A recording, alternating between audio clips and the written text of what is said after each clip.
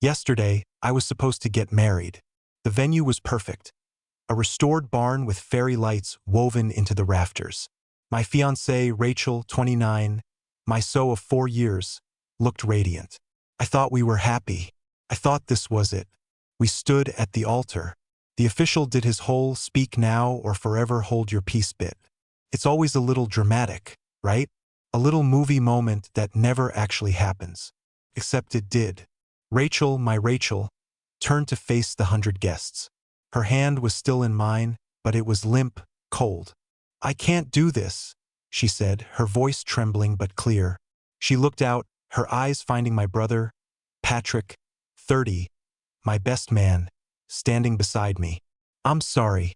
I love you, but I'm in love with someone else." A collective gasp rippled through the guests. My mom's face crumpled. My dad looked like he'd been struck. I just stood there, my heart a frozen lump in my chest. She looked at him.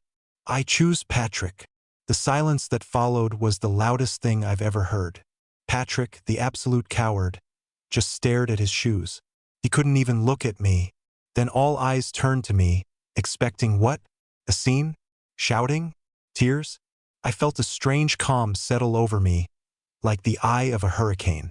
The pain was there, a deep, shearing agony, but it was contained. This wasn't a tragedy unfolding. It was a problem being presented. I looked at Rachel, then I looked at Patrick. Then I turned to Rachel's parents, Mr. and Mrs. Dennis. Very religious, very proud of their standing in their community. They believe in family, honor, and financial prudence above all else. They'd grilled me for months about my savings, my 401k, my 5-year plan. They'd only approved of me because I was stable. I gave them a small, tight smile. "Excellent choice, Rachel," I said, my voice steady. It didn't even waver. "He's all yours." Then I addressed her father directly. "Mr. Dennis, since we're sharing truths today, I feel it's only fair you have all the information about your new, prospective son-in-law." The crowd leaned in. I didn't shout. I spoke with chilling clarity. "A few weeks ago, Patrick came to me for a significant loan, and it made me concerned. I looked into his situation. You should know that he is currently managing over $38,000 in online gambling debts. He also has 2 pending legal issues, one for public intoxication and disorderly conduct, and another is a small claims suit from a former landlord for $4,200 in damages. I have all the documentation to back this up, should you wish to see it." I let the facts hang in the air. I hadn't needed a prop. The truth was weapon enough. The explosion was instantaneous. Mr. Dennis's face went from pale to a deep, apoplectic purple. Mrs. Dennis let out a sound like a wounded animal. Rachel started screaming, not at me, but at her father. "It's not like that. He's going to change. Everyone deserves a second chance." Mr. Dennis wasn't listening. He grabbed her arm, his knuckles white. "You have shamed us. You have shamed this family." He started physically pulling her, his own daughter, down the aisle and out of the barn. She was wailing, trying to wrench her arm free, her beautiful white dress dragging in the dirt. Patrick finally moved. He ran after them, shouting, "Sir, let her go. We can explain." I just stood there and watched my best man and my bride disappearing in a cloud of familial rage and righteous fury. I turned to my parents. My mom was crying silently. My dad put a hand on my shoulder. "Son," he said, his voice thick with a mixture of pride and horror, "let's go home." I paid the vendors in full. I even told the caterer to serve the food to the guests who remained, mostly my friends and family, huddled together in shocked whispers. Couldn't eat. I'm now sitting in the house that was supposed to be our house. Her makeup is still on the vanity. His muddy Adidas sneakers are by the door from the last time he visited. The silence is deafening. I feel hollowed out but clear. I didn't get hysterical. I just presented the facts. The consequences were the natural result of their own actions. This is the beginning of something, I know. They will not go quietly, but neither will I. It's been a strange fortnight. The silence of the house has become a companion. I've packed all of Rachel's things. Every last bobby pin and half-used bottle of moisturizer. I boxed them up neatly, labeled them. I'm not a monster. I'm just organized. The calls started about 3 days after the event. First from Rachel, a barrage of texts and voicemails. They swung wildly from furious to pleading. You humiliated me. You ruined the most important day of my life. Followed by, baby, we can fix this. I made a mistake. Terrible, terrible mistake. It was the pressure. Patrick meant nothing. Then came Patrick. His messages were less emotional, more pathetic. Bro, you didn't have to do me like that in front of her parents. Seriously, you've ruined everything. I didn't respond to a single one. Blocked their numbers. My peace was more valuable. The first real move came last Tuesday. An email from Rachel. The subject line, Our Things. The email was short and demanding. She informed me that she and Patrick would be coming by on Saturday to pick up their belongings. She attached a list. It was audacious. It included her personal items, which was fine, but it also listed half the furniture, the new 65-inch television we bought together, the premium espresso machine I'd received as a birthday gift from my parents, and bafflingly, the good towels. She also demanded the $2,850 security deposit from the apartment we'd shared for 2 years before moving into this house. A property that is solely in my name. To be honest, I almost laughed. This is where the cold, clear part of my brain took over. I wasn't going to get into a screaming match over email. I was going to use the system. I replied. My email was polite and formal. Subject, your things. Rachel, your personal belongings have been packed and are available for collection. Please let me know what day and time you would prefer, and I will leave the boxes on the front porch for you to collect. To avoid any discomfort for all parties, I will not be present. Regarding the other items you listed, I have attached copies of the credit card statements and bank transfers showing my sole purchase of the furniture, television, and espresso machine. As these are my property, they will be remaining in the house. The towels were a housewarming gift from my aunt.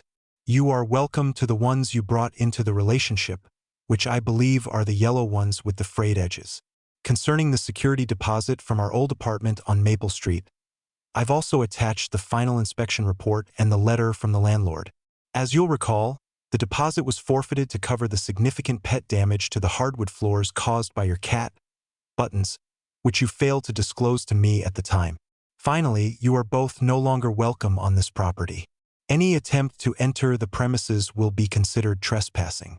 I wish you well. I spent about an hour gathering the documents, scanning them, attaching them as neat little PDFs. Felt good. Felt clean. The response was almost immediate. A flurry of emails from a new address, since I blocked her first one. The tone had shifted from demanding to outright vitriolic. She called me petty, a monster, a thief. She said Patrick was twice the man I was and that they would be happy, no thanks to me. She ended with, fine, keep the stupid stuff. We don't need it, but you owe me for the wedding. I want my parents' contribution back. All $20,000 of it. I stared at that line for a long time. The audacity. Her parents' money. The money they gave us for a wedding she blew up at the altar. This required a different approach. Not an email to her, but a letter to them. The letter I sent to the Denises was a masterclass in concerned sincerity. I expressed my deepest sorrow for how things ended. I acknowledged their pain and humiliation. I didn't lay blame.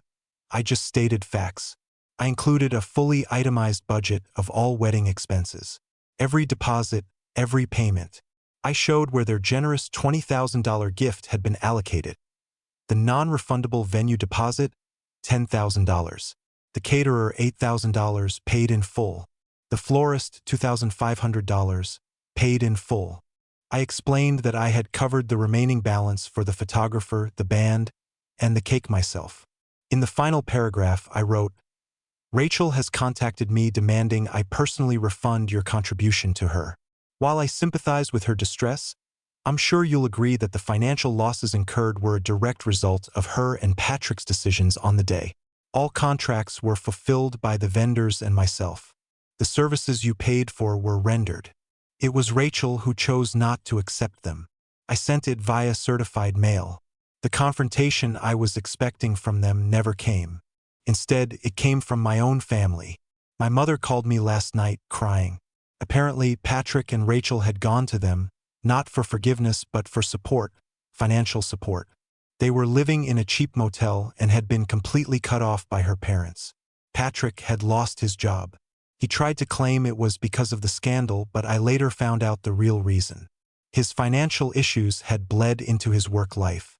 He'd been fired for getting aggressive with human resources after they denied him a payroll advance for the third time in 2 months. It wasn't the scandal that did him in. It was the desperation he'd created for himself. Now they had the gall to ask my parents to help them, to give them money to start over. My dad, God bless him, told them to get out of his house. But my mom, she has a soft spot for Patrick. He's her baby. He's your brother. She wept over the phone. He's destitute. She says she's pregnant. I froze. Pregnant. Of course. The ultimate trump card. Some of you in the comments guessed this would be their next move. The second chance she was screaming about at the wedding. It all clicked into place. Is she, Mom? I asked, my voice dangerously quiet. Or is that just what they're saying now that they're desperate? She says she is. They're your family, your own blood. This was the first moment I felt the ice around my heart crack. A flash of real, hot anger. No, Mom, I said, my voice hard. He is your son. She is the woman he betrayed me with. They made a choice. They stood in front of 100 people and made that choice. Every consequence since has been a direct result of that single decision. Do not ask me to fix this. Do not ask me to pay for their life together. I'm done. I hung up. It was the first time in my life I'd ever hung up on my mother. For a moment, I felt a wave of guilt, but then it was replaced by something else. Resolution. The line had been drawn not by me, but by them. I was just refusing to let them cross back over it. This morning, I got a notification from Spotify. Rachel D. has been removed from your family plan. A small, petty detail, but deeply satisfying. I changed the Netflix password, too. The digital cords are being cut one by one. They think a baby will be their salvation. A way to guilt-trip both families into funding their mess. They've miscalculated. They don't know I'm holding one last, critical piece of information. I'm just waiting for them to play their hand. It's been a year. I thought I'd post a final update for everyone who followed this saga. The story didn't end with a bang, but with a series of predictable, pathetic whimpers, followed by one final, quiet click. The pregnancy gambit was, as suspected, a lie, but it wasn't exposed by a tearful confession. About a month after my last post, I received a phone call from a distraught Mrs. Dennis. She was weeping. Rachel had called her, hysterical, claiming she was pregnant and that if her parents didn't help her, she and the baby would be on the street. Mrs. Dennis, despite everything, was wavering. A grandchild changes things, doesn't it? She asked. I let her speak, her words tumbling out in a rush of pain and confusion. And then I played my final card. Mrs. Dennis, I said, my voice gentle but firm. I am so sorry you are being manipulated like this. Before you make any decisions, you should ask Rachel a specific question.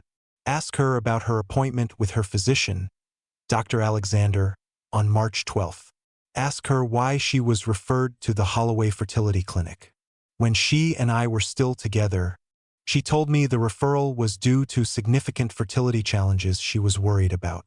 A surprise pregnancy now seems statistically improbable. There was a long, heavy silence on the other end of the line. A fertility clinic? She whispered. Yes, I confirmed. I'm sorry to be the one to tell you. I truly wish you and your family peace. That was the click, the sound of the last door slamming shut in their faces. I never heard from the Denises again, but I heard through a mutual acquaintance that the call between Rachel and her mother that followed was apocalyptic. The lie wasn't just a lie. It was a cruel, calculated attempt to prey on her mother's deepest desires for a grandchild. It was unforgivable. Mr. Dennis, a man of honor, considered it the final nail in the coffin. He told a friend, I have one daughter. She is a missionary in Africa. He'd simply erased Rachel from his life. Without family support, Their great love story quickly curdled. Reality hit them, and it hit hard. Patrick tried to sue me for emotional distress and slander, claiming my revelation at the wedding had ruined his life. ITA for laughing when I got the notice? My lawyer had the case thrown out in the first hearing, and Patrick was saddled with his own legal fees, which I'm sure he couldn't pay. Rachel, I heard, took a job as a waitress at a chain restaurant by the highway.